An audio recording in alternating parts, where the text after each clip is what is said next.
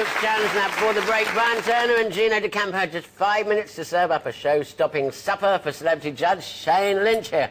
Now, Brian dished up halibut with a mussel and brown shrimp broth, while Gino gave us honeyed gammon with cheesy asparagus and mushrooms.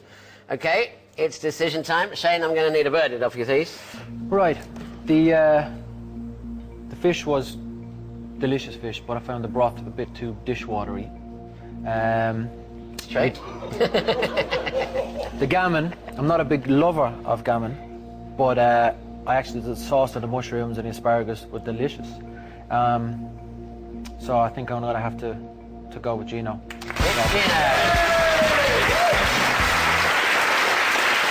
Hey, well, Brian, dishwater broth. I felt it was more seawater myself. Right. Anyway, was it purely because of the dishwater? I think so. And the mussels, I didn't find good quality in those mussels. They were a bit bland. So. Okay, that's straight talking for you. Well, Gino's in the lead with Brian struggling at the bottom of the chart there, but with 2 rounds still to go, Brian's star could be on the ascendant. Now, round 2 is beat the budget. Can top chefs cope when we cut their cash? And that could be anything from 50p to a fiver. Well, the chefs don't know how much they'll have to cook with until Shane picks today's amount from one of these 2 remaining envelopes. So, Shane, it's all yours. Okay. Oh, 75p.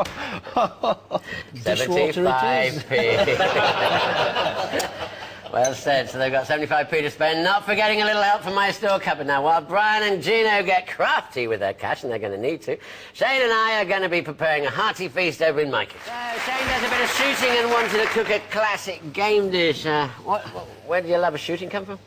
My father, actually. Yeah, when I was a young man, he used to take me shooting.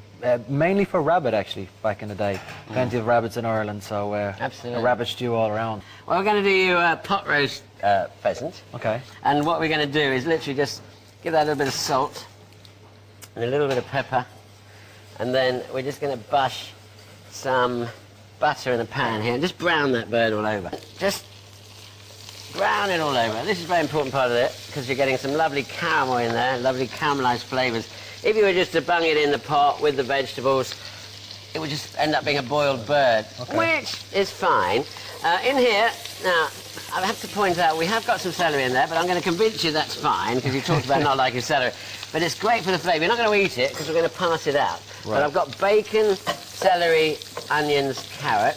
You could go mad with garlic, you could go mad with bay leaves and thyme, but no, I'm not going to do that. All I'm going to do is actually put 2 or 3 sprigs of sage in there, right, which goes really nicely because we're going to use apples, sage and apples. And I've got these apples here. These are ordinary sort of Cox's, Granny Smith's, and eating apple, if you want. So that all goes in there. Okay, now let's just turn that over there like that. So we've got lovely colour on that. And into the pot here, I'm going to add some cider. A reasonably dry cider, okay? And I'm going to add some stock. This is chicken stock. Nothing too... Chicken stock, right. Yeah, nothing too powerful. You don't want a dark stock, because you want to keep it quite... We're going to put some cream in at the end. That goes in there. Let's assume that pheasant's head is browned all over. We pop that into there, and that is pretty well it. Okay. We just pop the lid on there like that. You can either do it in the oven or on the top, pot roasting. Sometimes in the oven, like I say. It's perfectly good because the steam is going to make that pheasant really moist. Right. Okay. So that cooks about 20, 25 minutes, depending. You can always cook it a little bit further in the sauce later. If I could get you to chop up a bit of parsley and a bit of tarragon, that's going to go into our sauce. Now, I was telling you, we strain off the sauce once it's cooked. Normally I would take the breast off, which I'm going to do here, and then put the carcass back into the stock, so that gives it a real gamey flavour. Right. Okay? So, I mean, originally, you were a big fan of cars, weren't you? Yeah, I was originally a car mechanic before music. Were you? Yes. And what made you go into pop world? You know, believe it or not, somebody asked me, did I want to be in a band? Right. And I said, yeah, I'll give it a go. I didn't really particularly pay much interest in music as a young man, other than listening to it on the radio, but ended up in one of the biggest bands in the world, really. So a lucky gamble, I think. A lucky gamble, but you got can I do that a bit faster? Yeah, you could. Is that right? By all means. Because yeah, because you I mean, obviously you broke up in 2000, you got back together recently, but you've done lots of other things. I mean, what made you, for instance, go into a reality show? I can't see you as that sort of guy.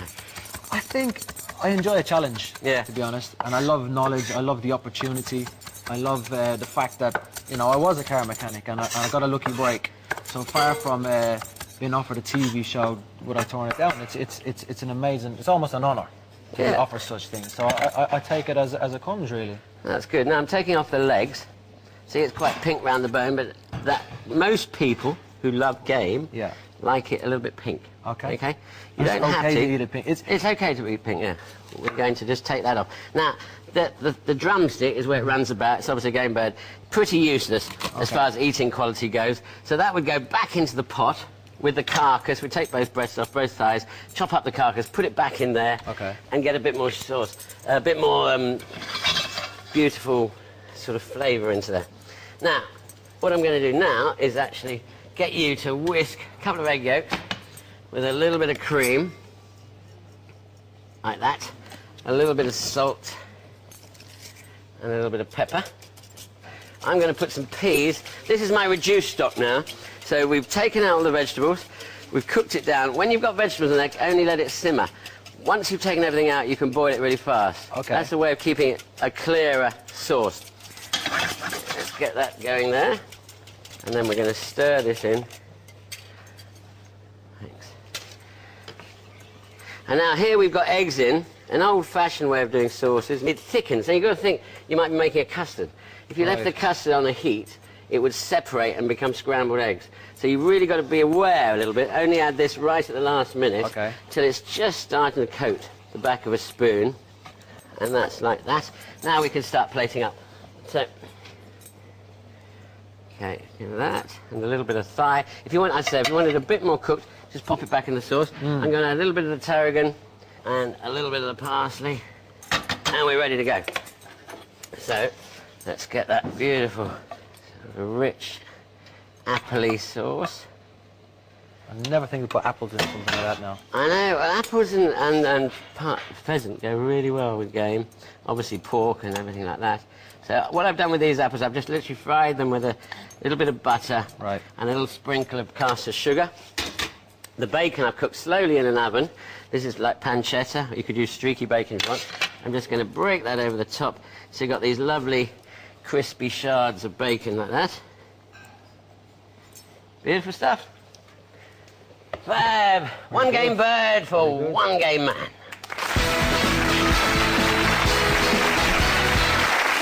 Okay, let's just move that over there and get you in to try a little bit. I like it a bit more well cooked. Just try the end. No, I generally like not so well done. I like it a bit of red, you know. Try this bit because that's the breast. I mean, that's the thigh you might like. It is. I think it's a very underrated. Still tough as I remember. They fly around, you know. You've got to use your teeth. We're all used to chicken, where you almost suck it through a straw. That's really delicious. Absolutely love that. Now, would your father eat something like that? Without a doubt. Yeah? He's a jealous man right now. Excellent stuff. Okay, let's see how our little chefs are doing over there. Brian, how are you doing with the challenge? We're doing wonderful, thank you, Anthony. I hope you're enjoying the pheasant, sir.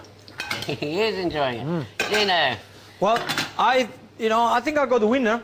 Yeah? Again? Yeah, I'm taking a risk, because you said something before that maybe it's not going to work. But let's see, Okay. Well, there's more than a whiff of confidence coming from Gino. Find out what they conjure up for 75p after this short break.